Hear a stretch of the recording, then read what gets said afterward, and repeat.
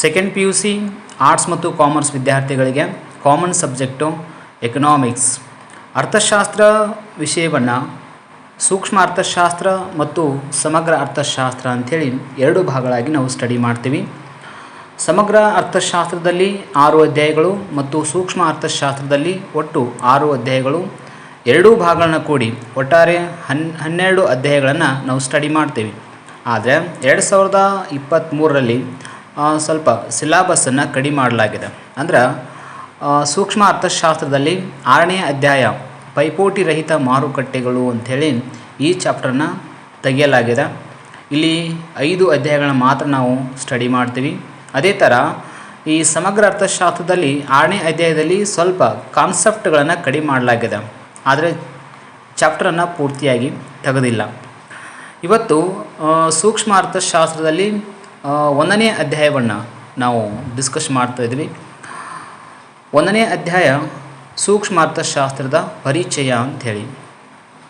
ಇಲ್ಲಿ ಅರ್ಥಶಾಸ್ತ್ರವನ್ನು ಸೂಕ್ಷ್ಮವಾಗಿ ಅಥವಾ ಆರ್ಥಿಕ ಚಟುವಟಿಕೆಗಳಿಗೆ ಸಂಬಂಧಪಟ್ಟಂತೆ ನಾವು ಒಂದು ಸಣ್ಣ ಅಥವಾ ವೈಯಕ್ತಿಕ ಆರ್ಥಿಕ ಚಟುವಟಿಕೆಗಳಿಗೆ ಸಂಬಂಧಪಟ್ಟಂತೆ ಸೂಕ್ಷ್ಮ ಅರ್ಥಶಾಸ್ತ್ರವನ್ನು ನಾವು ಅರ್ಥ ಮಾಡ್ಕೊಳ್ತೀವಿ. ಹಾಗಾದರೆ ಸೂಕ್ಷ್ಮ ಅರ್ಥಶಾಸ್ತ್ರ ಅಂದರೆ ಏನು ಅಂತ ಅಂದಾಗ, ಆರ್ಥಿಕತೆಯ ಸಣ್ಣ ಅಥವಾ ವೈಯಕ್ತಿಕ ಆರ್ಥಿಕ ಚಟುವಟಿಕೆಗಳ ಕುರಿತು ಅಧ್ಯಯನ ಮಾಡುವಂತಹ ಶಾಸ್ತ್ರವನ್ನು ಸೂಕ್ಷ್ಮ ಅರ್ಥಶಾಸ್ತ್ರ ಅಂತ ಕರಿತೀವಿ.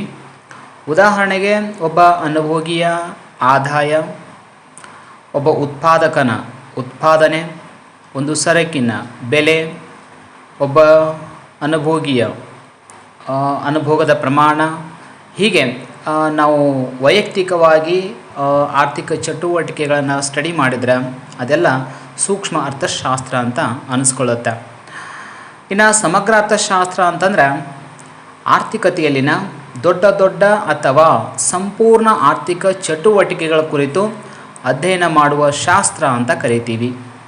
ಇಲ್ಲಿ ಉದಾಹರಣೆಗೆ ಹೇಳ್ಬೋದು, ಇಡೀ ದೇಶದಲ್ಲಿನ ಎಲ್ಲ ಅನುಭೋಗಿಗಳ ಒಟ್ಟು ಅನುಭೋಗ ಎಷ್ಟಿದೆ, ಅವರ ಒಟ್ಟು ಆದಾಯ ಎಷ್ಟು, ಇಡೀ ದೇಶದ ಎಲ್ಲ ಉತ್ಪಾದಕರ ಒಟ್ಟು ಉತ್ಪಾದನೆ ಎಷ್ಟಾಗಿದೆ, ಇಡೀ ದೇಶದಲ್ಲಿ ಎಲ್ಲ ಸರಕುಗಳಿಗೆ ಬೆಲೆ ಎಷ್ಟಿದೆ ಮತ್ತು ಅವುಗಳ ಬೇಡಿಕೆ ಎಷ್ಟಿದೆ. ಸೊ ಹೀಗೆ ಸಮಗ್ರವಾಗಿ ಅಧ್ಯಯನ ಮಾಡುವಂಥ ಶಾಸ್ತ್ರಕ್ಕೆ ನಾವು ಸಮಗ್ರ ಅರ್ಥಶಾಸ್ತ್ರ ಅಂತ ಕರಿತೀವಿ. ಸೊ ಇದು ಇಷ್ಟು ನಿಮ್ಗೆ ಡಿಫ್ರೆನ್ಸು. ಇದನ್ನು 2 ಮಾರ್ಕ್ಸಿಗೆ ಇದೇ ಅಧ್ಯಾಯಕ್ಕೆ ಸಂಬಂಧಪಟ್ಟಂತೆ 2 ಮಾರ್ಕ್ಸ್ಗೆ ನಿಮ್ಮ ಕ್ವಶನನ್ನು ಕೇಳ್ತಾರೆ.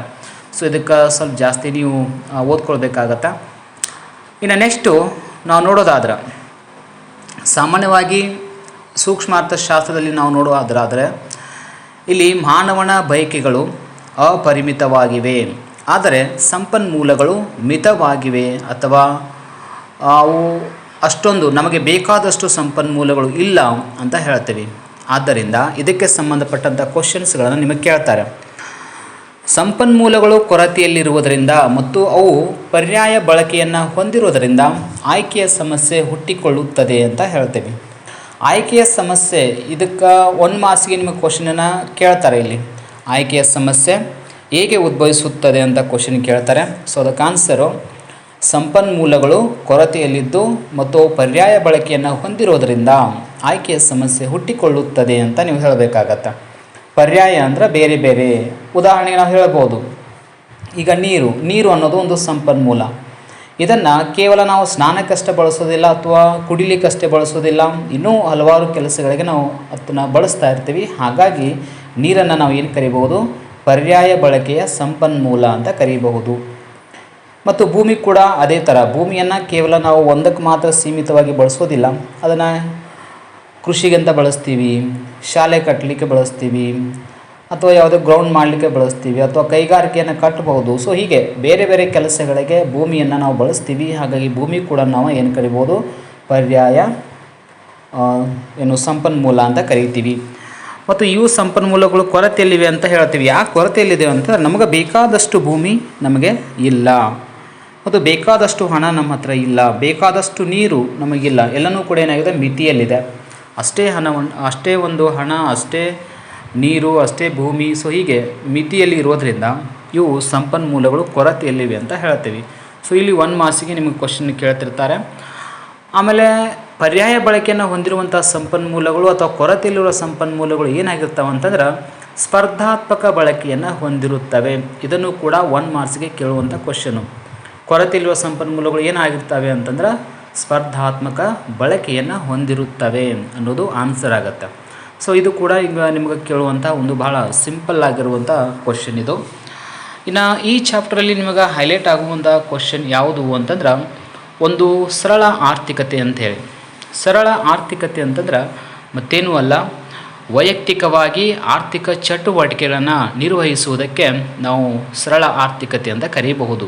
ಸಾಮಾನ್ಯವಾಗಿ ಒಬ್ಬ ವ್ಯಕ್ತಿ ತನಗೆ ಬೇಕಾದಂಥ ಎಲ್ಲ ಸರಕು ಸೇವೆಗಳನ್ನು ತಾನೇ ಉತ್ಪಾದಿಸಿಕೊಂಡು ಅವುಗಳನ್ನು ಪೂರೈಕೆ ಮಾಡಿಕೊಳ್ಳಿಕ್ಕೆ ಸಾಧ್ಯನೇ ಇಲ್ಲ.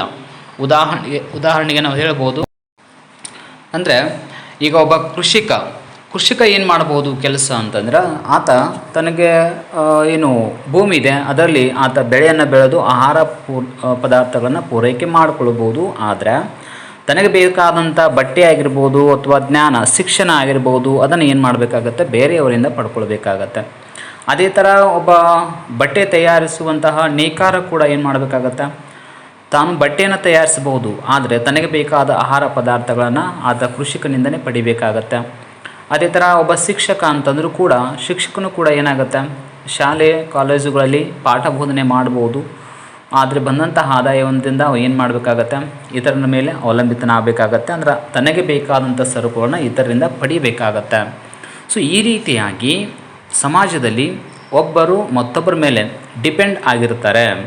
ಹಾಗಾಗಿ ನಿಮಗೆ ಒಂದು ಸರಳ ಆರ್ಥಿಕತೆ ವಿವರಿಸಿ ಅಂತ ಕ್ವಶನ್ ಕೇಳಿದಾಗ ಈ 3 ಉದಾಹರಣೆಗಳನ್ನು ನೀವು ಬರೀಬೇಕಾಗತ್ತೆ. ನಾ ಯಾವ್ದು ಹೇಳಿದೆ ಈಗ, ಕೃಷಿ ಕುಟುಂಬ, ನೇಕಾರ ಮತ್ತು ಶಿಕ್ಷಕ, ಈ 3 ಜನರಿಗೆ ನಾವು ಏನು ಮಾಡಬೇಕು, ಒಂದು ಉದಾಹರಣೆ ಸಹಿತ ಅವರ ಆರ್ಥಿಕ ಚಟುವಟಿಕೆಗಳನ್ನು ಅವರು ಹೇಗೆ ನಿರ್ವಹಿಸಿಕೊಳ್ತಾರೆ ಅಂತ ಕ್ವಶನ್ ಇರುತ್ತೆ.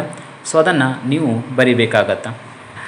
ಹಾಗಾದರೆ ಆರ್ಥಿಕತೆಯಲ್ಲಿ ಈ ಉತ್ಪಾದನೆ, ಅನುಭೋಗ, ವಿನಿಮಯ, ವಿತರಣೆ ಮತ್ತು ಈ ಕೆಲವು ಮೂಲ ಸೌಕರ್ಯಗಳಾದಂತಹ ಆರೋಗ್ಯ, ಶಿಕ್ಷಣ, ಸಾರಿಗೆ, ಸಂಪರ್ಕ, ಸೊ ಮುಂತಾದವುಗಳನ್ನು ನಾವು ಪೂರೈಕೆ ಮಾಡಿಕೊಳ್ಬೇಕಾಗತ್ತೆ. ಅದಕ್ಕಾಗಿ ನಾವು ಒಬ್ಬರ ಮೇಲೆ ಮತ್ತೊಬ್ಬರು ಡಿಪೆಂಡ್ ಆಗಿರಬೇಕಾಗತ್ತೆ. ಈ ಕಾರಣದಿಂದ ನಾವು ಈ ಕೆಳಗಿನ ಕೆಲವೊಂದು ಉದಾಹರಣೆಗಳ ಮೂಲಕ ನಾವು ವೈಯಕ್ತಿಕವಾಗಿ ಒಂದು ಸರಳ ಆರ್ಥಿಕತೆಯಲ್ಲಿ ಜನರು ತಮ್ಮ ದೈನಂದಿನ ಆರ್ಥಿಕ ಚಟುವಟಿಕೆಗಳನ್ನು ಹೇಗೆ ನಿರ್ವಹಿಸಿಕೊಳ್ಳುತ್ತಾರೆ ಅನ್ನೋದನ್ನು ನಾವು ಅರ್ಥ ಮಾಡ್ಕೊಳ್ಬೋದು. ಈಗ ಫಸ್ಟಿಗೆ ಉದಾಹರಣೆಗೆ ನಾವು ಕೃಷಿ ಕುಟುಂಬ ಅಂತ ಹೇಳ್ತೀವಿ. ಕೃಷಿ ಕುಟುಂಬದ ಹತ್ರ ಏನು ಸಂಪನ್ಮೂಲಗಳು ಇರ್ತವೆ ಅಂತ ನೋಡಿದಾಗ ಕೃಷಿ ಕುಟುಂಬ ಹತ್ರ ಭೂಮಿ, ಎತ್ತುಗಳು, ನೇಗಿಲ ಮತ್ತು ಬೀಜ, ಗೊಬ್ಬರ ಮತ್ತು ಕುಟುಂಬದ ಸದಸ್ಯರ ಶ್ರಮ ಇವೆಲ್ಲವುಗಳನ್ನು ಬಳಸಿಕೊಂಡು ಆ ಒಂದು ಕೃಷಿ ಕುಟುಂಬ ಏನು ಮಾಡುತ್ತೆ, ಆಹಾರ ಧಾನ್ಯಗಳನ್ನು ಉತ್ಪಾದನೆ ಮಾಡುತ್ತೆ. ಮತ್ತು ಆ ಆಹಾರ ಧಾನ್ಯಗಳ ತನಗೆ ಎಷ್ಟು ಬೇಕೋ ಅಷ್ಟು ಇಟ್ಕೊಂಡು ಉಳಿದ ಆಹಾರ ಧಾನ್ಯಗಳನ್ನು ಮಾರುಕಟ್ಟೆಯಲ್ಲಿ ಮಾರಾಟ ಮಾಡಿ ಅದರಿಂದ ಬಂದಂಥ ಆದಾಯದಿಂದ ತನಗೆ ಬೇಕಾದಂಥ ಇತರ ಸರಕು ಸೇವೆಗಳನ್ನ ಏನು ಮಾಡ್ತತೆ, ಅದು ಕೃಷಿ ಕುಟುಂಬ ಏನು ಮಾಡುತ್ತಾ, ಖರೀದಿ ಮಾಡಿ ಅವುಗಳನ್ನ ಬಳಸುತ್ತೆ. ಹಾಗಾಗಿ ಈ ರೀತಿಯಾಗಿ ಒಂದು ಕೃಷಿ ಕುಟುಂಬ ಏನಾಗುತ್ತೆ, ತನ್ನ ದೈನಂದಿನ ಆರ್ಥಿಕ ಚಟುವಟಿಕೆಗಳನ್ನು ನಿರ್ವಹಿಸಿಕೊಳ್ಳುತ್ತದೆ ಅಂತ ಬರೀಬೇಕಾಗತ್ತೆ.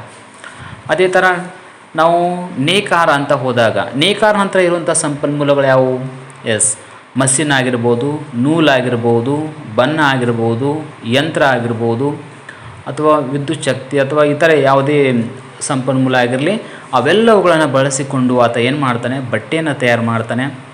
ಬಟ್ಟೆಯನ್ನು ತಯಾರು ಮಾಡಿ ಮಾರುಕಟ್ಟೆಯಲ್ಲಿ ಮಾರಾಟ ಮಾಡಿ ಅದರಿಂದ ಬಂದಂಥ ಆದಾಯದಿಂದ ತನಗೆ ಬೇಕಾದಂಥ ಇತರ ಸರಕುಗಳನ್ನು ಖರೀದಿಸಿ ಅವುಗಳನ್ನು ಅನುಭವಿಸ್ತಾನೆ. ಈ ರೀತಿಯಾಗಿ ಒಬ್ಬ ನೇಕಾರ ತನ್ನ ದೈನಂದಿನ ಆರ್ಥಿಕ ಚಟುವಟಿಕೆಗಳನ್ನು ಈ ರೀತಿಯಾಗಿ ನಡೆಸ್ತಾ ಇರ್ತಾನೆ.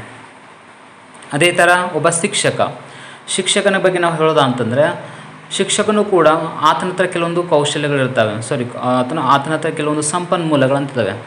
ಆತನ ಸಂಪನ್ಮೂಲ ಏನಂದರೆ ಕೌಶಲ್ಯ ಮತ್ತು ಜ್ಞಾನ ಅಂತಂದಂಗೆ. ತನ್ನಲ್ಲಿರುವಂಥ ಕೌಶಲ್ಯ ಮತ್ತು ಜ್ಞಾನದಿಂದ ಶಾಲಾ ಕಾಲೇಜುಗಳಲ್ಲಿ ಪಾಠ ಬೋಧನೆ ಮಾಡುವ ಮೂಲಕ ಆದಾಯವನ್ನು ಗಳಿಸ್ತಾನೆ. ಅದೇ ಆದಾಯದಿಂದ ತನಗೆ ಬೇಕಾದಂಥ ಸರಕು ಸೇವೆಗಳನ್ನು ಖರೀದಿಸಿ ತನ್ನ ದೈನಂದಿನ ಆರ್ಥಿಕ ಚಟುವಟಿಕೆಗಳನ್ನು ಶಿಕ್ಷಕ ನಿರ್ವಹಿಸಿಕೊಳ್ಳುತ್ತಾನೆ ಅಂತ ಹೇಳ್ತೀವಿ. ಸೊ ಈ 3 ವಿಷಯಗಳಿಗೆ ಸಂಬಂಧಪಟ್ಟಂತೆ ನಾವು ಇಷ್ಟು ವಿಷಯವನ್ನು ಬರೆದ್ರೆ ಇದಕ್ಕೆ 4ಕ್ಕೆ 4 ಮಾರ್ಕ್ಸು ನಿಮಗೆ ಸಿಕ್ಕೇ ಸಿಗುತ್ತೆ, ಅಲ್ಲಿ ಯಾವುದೇ ಸಂದೇಹ ಇಲ್ಲ. ಈ ಚಾಪ್ಟ್ರು ಫಸ್ಟ್ ಸ್ಟಾರ್ಟ್ ಆಗದಿದ್ದೆ ಏನಪ್ಪ ಅಂತಂದ್ರೆ 4 ಮಾರ್ಕ್ಸ್ಗೆ ಇರುವಂಥ ಈ ಕ್ವಶನ್ನು ಒಂದು ಸರಳ ಆರ್ಥಿಕತೆಗೆ ಸಂಬಂಧಪಟ್ಟಂತೆ ಇದನ್ನು ಪ್ರತಿಯೊಬ್ಬರು ಕೂಡ ಬಹಳ ಸರಳವಾಗಿ ತಿಳ್ಕೊಂಡು ಅದಕ್ಕೆ ಆನ್ಸರನ್ನು ಬರೀಬೇಕು. ಈ ಕ್ವಶನ್ ಸಾಮಾನ್ಯವಾಗಿ ರಿಪೀಟ್ ಆಗುವಂಥ ಕ್ವಶನ್ ಕೂಡ ಹೌದು. ಇನ್ನು ನೆಕ್ಸ್ಟ್ ಕ್ಲಾಸಲ್ಲಿ ನಾವು ನೆಕ್ಸ್ಟ್ ಕಾನ್ಸೆಪ್ಟು ಇದರ ಒಂದು ಚಾಪ್ಟರ್ಗೆ ಸಂಬಂಧಪಟ್ಟಂಗೆ ಡಿಸ್ಕಷನ್ ಮಾಡೋಣ. ಸೊ ನೆಕ್ಸ್ಟ್ ಕಾನ್ಸೆಪ್ಟು ಬಹಳ ಇಂಪಾರ್ಟೆಂಟ್ ಇದೆ. ಸೊ ಅದನ್ನು ನೆಕ್ಸ್ಟ್ ಕ್ಲಾಸಲ್ಲಿ ಡಿಸ್ಕಷನ್ ಮಾಡೋಣ.